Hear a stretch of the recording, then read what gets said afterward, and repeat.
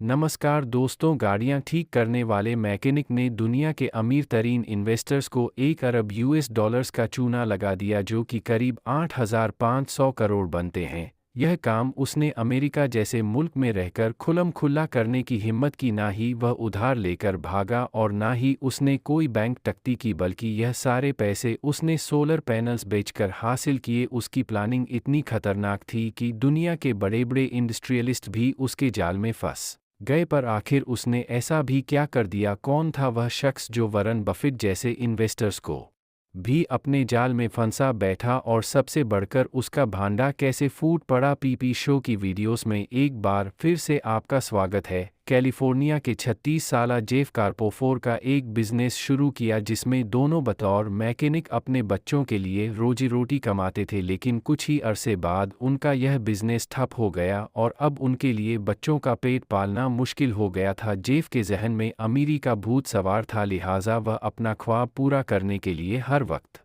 कुछ ना कुछ करता रहता, लेकिन नाकामी हमेशा उसका मुकद्दर बनी रही। जब उसकी फाइनेंशियल कंडीशन बहुत पतली हो गई तो उसने ड्रग्स बेचना शुरू कर दी ताकि अपने बच्चों का पेट पाल सके। धीरे धीरे उसके ऊपर कर्जा चढ़ने लगा, घर का रेंट और दीगर बिल्स अदा करना मुश्किल होने लगे, और ड्रग्स बेचकर यह सब करना ना भी उसे कोई अच्छा ऑप्शन नहीं लगता था। इसीलिए वह नौकरी ढूंढने की कोशिश करने लगा। आखिरकार उसे एक सोलर पैनल सेल्समैन की जॉब मिल गई। वह सोलर पैनल सेल करने के लिए दिन भर लोगों से मीटिंग्स करता और इसी वजह से उसे लोगों का फीडबैक जानने का मौका मिलता रहता। कुछ ही अरसे के बाद उसने रियलाइफ पैनल्स खरीदने में इंटरेस्टेड तो हैं, लेकिन उनको खौफ है कि उनके सोलर पैनल्स कहीं चोरी ना हो जाएं। जेफ कार्पोफोर खौफ को ख़त्म करके बहुत सारा पैसा बना सकता था, क्योंकि अब उसे एक सॉलिड आइडिया मिल चुका था। उसने सोचा कि क्यों ना कुछ ऐसा किया जाए जिससे लोगों के सोलर पैनल्स महफूज बनाए जा सके। अगर इन पैनल्स को किसी ट्रक या ट्रेलर पर फिक्स कर दिया जाए और दिन भर इस्तेमाल करने के बाद रात को उन ट्रक्स को महफूज मकाम पर पार कर दिया जाए, तो यह एक अच्छा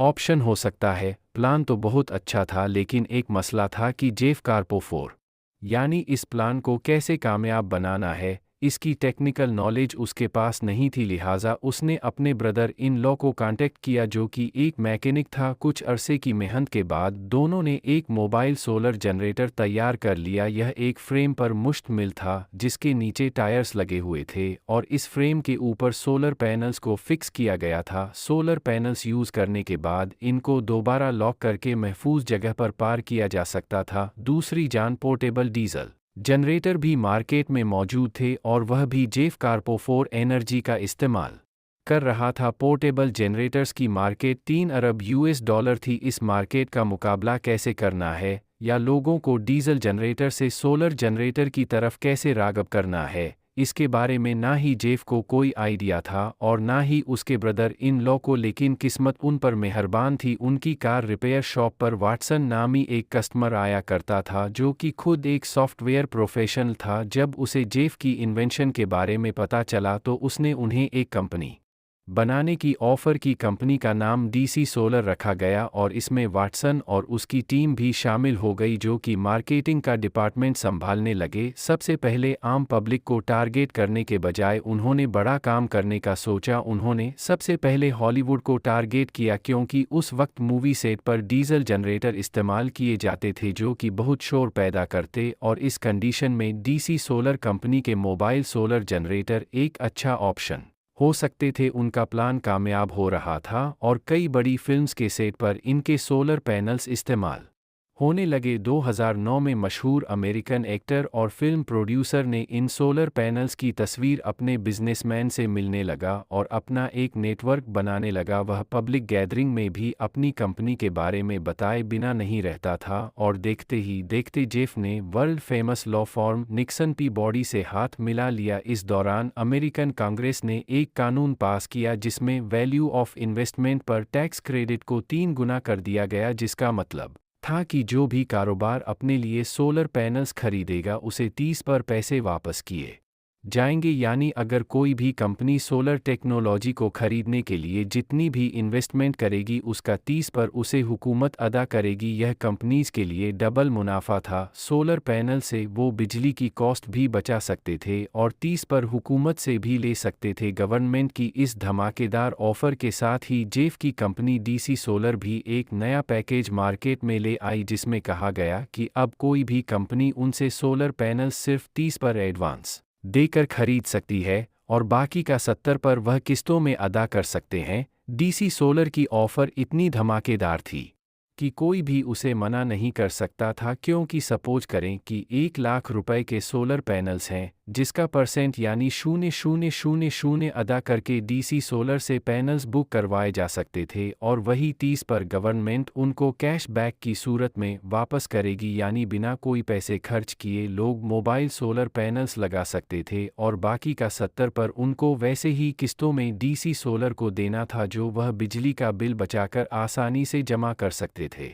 यह एक विन विन सिचुएशन थी। इसके चलते डीसी सोलर का नेटवर्क तेजी से बढ़ने लगा। 2011 में जेफ एक बेसबॉल मैच देखने के लिए स्टेडियम में मौजूद था जब अचानक उसको मैसेज मिला कि मशहूर पेंट कंपनी शेरविन विलियम्स ने 192 मोबाइल सोलर जनरेटर्स का ऑर्डर किया है। यह जेफ का सबसे बड़ा ऑर्डर था जिसकी कुल रकम $29 मिलियन थी। इसके अलावा एक अमेरिकन बैंक टैक्स रिडक्शन और जॉब क्रिएशन पर काम कर रहा था और वह डीसी सोलर के साथ मिलकर काम करने की ख्वाहिश रखता था। जेफ ने नकली डॉक्यूमेंट तैयार करवाए और फेक स्टेटिस्टिक्स के जरिए अमेरिकन बैंक को यह भरोसा दिलाया कि सोलर जनरेटर्स की डिमांड बहुत ज़्यादा हो रही है, जिससे वह अमेरिकन बैंक को कन्विंसिबल बैंक डीसी सोलर का पहला फाइनेंशियल पार्टनर बन गया। अमेरिकन बैंक का प्लान था कि वह अगले चंद सालों में डीसी सोलर से सोलर जनरेटर खरीदकर लोगों को लीज पर दिया करेंगे, जिससे लोगों पर टैक्स और इलेक्ट्रिसिटी बिल्स का दबाव कम होगा। यहाँ तक सब कुछ ठीक चल रहा था और इसमें कुछ भी एनरमेक शुरू हो गया। जो सोलर जनरेटर्स मूवी सेट्स पे इंस्टॉल किए गए थे उनमें प्रॉब्लम आने लगी और वह बार बार बंद हो जाते थे और ऐसा होना ही था क्योंकि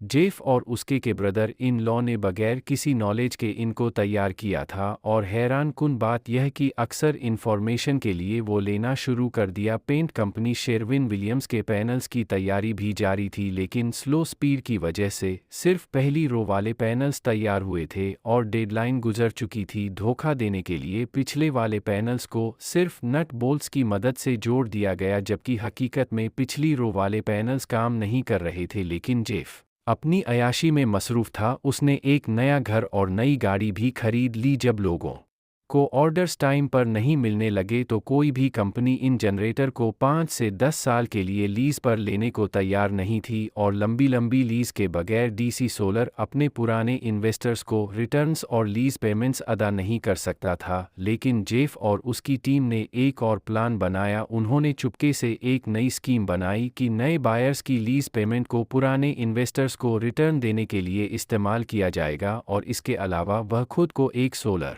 कंपनी डिक्लेयर करते हुए सरकारी खजाने से भी टैक्स क्रेडिट की मध्य में मिलियंस ऑफ डॉलर्स ले रहे थे। यानी फेक डॉक्यूमेंट और डाटा के जरिए अमेरिकन आवाम के टैक्स का पैसा भी डीसी सोलर ही ले रहा था। अब बारी थी इस स्कीम को प्रैक्टिकल बनाने की। इसके लिए जेफ को नए इन्वेस्टर्स की तलाश थी ताकि नए इन्वेस्टर से पैसे लेकर पुराने वालों को दिए जा सके। वह हर इन्वेस्टर को फेक डाटा दिखाकर यह जाहिर करता कि जनरेटर बहुत ज़्यादा तादाद में सेल हो रहे हैं और इस काम के लिए वह बिला वजह जनरेटर्स को एक जगह से दूसरी जगह भेजता ताकि इन्वेस्टर्स को लगे कि जनरेटर्स की डिमांड बहुत ज़्यादा है और हर वक्त कोई ना कोई डिलीवरी हो रही है। इस तरह इन्वेस्टर्स इस काम को प्रॉफिटेबल समझते हुए इसमें इन्वेस्ट करने को तैयार हो जाते। ऐसी हरकतें करके जेफ ने शेल कंपनी को भी धोखा दिया और उनसे $76 मिलियन हड़प लिए। 2014 में IRS इंटरनल रेवेन्यू सर्विस ने कंपनी की जांच पड़ताल की कोशिश की तो डीसी सोलर के लीगल रिप्रेजेंटेटिव ने हर तरह से IRS को मुतमिन किया और डीसी सोलर को बचा लिया। पूरी की पूरी कंपनी इन्वेस्टर्स को मुतमिन करने के लिए स्कैमर बन चुकी थी। असल में जनरेटर सेल ही नहीं हो रहे थे और पब्लिक से कैश कंपनी में आ नहीं रहा था, लेकिन इन्वेस्टर से पैसे लगातार लिए जा रहे थे। जेफ को मजीद बड़े इन्वेस्टर्स की तलाश थी। उसकी खुशकिस्मती थी कि वैली नेशनल बैंक $6 मिलियन का सोलर इक्विपमेंट खरीदना चाहती थी और उन्होंने ऐसी कंपनीज की लिस्ट मंगवा रखी थी जो लीज या रेंट पर सोलर जनरेटर प्रोवाइड करती हैं। उस लिस्ट में डीसी सोलर कंपनी का भी नाम था, जिसके बारे में लिखा था कि वह अपने 80 पर जनरेटर रेंट आउट करते हैं, जबकि हकीकत में यह नंबर सिर्फ 5 पर ही था। वैली नेशनल बैंक भी इस धोखे का शिकार हो गया। इसी तरह जेफ कार्पोफोर इंश्योरेंस कंपनी गायको को भी अपने चुंगल में फंसा लिया। यह कंपनी बर्कशेर हाथवे की ही एक ब्रांच है, जिसके मालिक दुनिया के अमीर तरीन लोगों की फहरिस्त में शुमार होते हैं, वारेन बफेट। लेकिन यहाँ सवाल पैदा होता है कि इतनी बड़ी कंपनी धोखे में आ कैसे गई। इसके लिए भी जेफ ने बड़ी चालाकी से काम लिया। उसने अमेरिका की बड़ी टेलीकम्युनिकेशन कंपनी टी मोबाइल के एक एम्प्लॉय को रिश्वत देकर उससे एक फेक डॉक्यूमेंट साइन करवाया, जिसमें यह कहा गया था कि टी मोबाइल डीसी सोलर से अगले 10 सालों के लिए 1000 जनरेटर्स लीज पर ले रही है, और जब आपके पोर्टफोलियो में टी मोबाइल जैसी कंपनीज हो तो बाकी कंपनीज के लिए ट्रस्ट करना आसान हो जाता है। गायको ने भी 3 साल का एग्रीमेंट साइन कर लिया, जिसमें 8000 जनरेटर खरीदे जाने थे और इसकी कॉस्ट $1.2 बिलियन थी। इस डील से शुरू में गायको को भी फायदा हुआ, क्योंकि वह 30 पर यानी $377 मिलियन का टैक्स बचा रहे थे, लेकिन असल में उनका पैसा पुराने इन्वेस्टर्स को रिटर्न और लीज पेमेंट्स देने के लिए इस्तेमाल हो रहा था। जबकि इस वक्त जेफ की अयाशी अपने उरूज पर थी। उसने बेशुमार विलाज, 100 से ज़्यादा गाड़ियां और प्राइवेट जेट भी खरीद लिया था। अब डीसी सोलर का नाम नेस्क में भी पहुंच चुका था। डीसी सोलर की स्पॉन्सरशिप भी कार्स पर नजर आने लगी, यानी कोई भी जेफ को रोक नहीं पा रहा था। लेकिन अब कुदरत ने जेफ की रस्सी टाइट करना शुरू कर दी। डीसी सोलर के ही एक एम्प्लॉय ने कंपनी का पोल खोल दिया, जिससे सिक्योरिटी एक्सचेंज कमीशन और फेडरल ब्यूरो ऑफ इन्वेस्टिगेशन ने मामले की इन्वेस्टिगेशन शुरू कर दी और फ्रॉड साबित होने पर जेफ को गिरफ्तार कर लिया गया। इन्वेस्टिगेशन में मालूम पड़ा कि जेफ कार्पोफोर जनरेटर बेचने की आड़ में पोंजी स्कीम चला रहा था, यानी नए इन्वेस्टर से पैसे लेकर पुराने वालों को दे रहा था। और इस किस्म की पोंजी स्कीम्स सिर्फ शुरू के ही कुछ सालों तक चलती हैं, लेकिन जैसे ही नए इन्वेस्टर्स आना कम हो जाते हैं, तब असल मसला शुरू होता है। इस कंडीशन में कंपनी रातों रात भाग जाती है या फिर कंपनी के मालिका पकड़े जाते हैं। जेफ कार्पोफोर की पंजी स्कीम चलाई उन्होंने। टोटल 17700